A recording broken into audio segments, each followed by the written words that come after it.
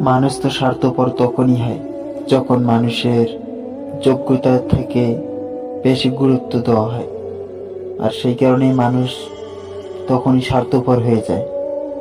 তবে সবাই স্বার্থপর হয় না, বেঈমানগুলোই স্বার্থপর হয়। আমিও একটা মানুষকে বেশি বিশ্বাস করতাম, তাই সে স্বার্থপর হয়ে গেছে। সে স্বার্থপর হওয়ার পরেও তাকে আমি এখন বিশ্বাস করি। বিশ্বাসটা আমি এই কারণেই করি, তাকে আমি অনেক ভালোবাসি। আর ভালোবাসার মানুষকে যতই ভুল করুক না কেন, তাকে সারা সময় বিশ্বাস করা যায়।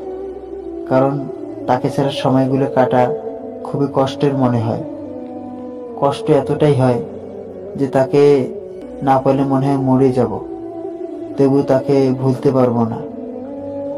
জীবনটা অন্ধকার হয়ে যায় শুধু প্রিয় মানুষটার জন্য। তবে প্রিয় মানুষ, আর কষ্ট দিও না।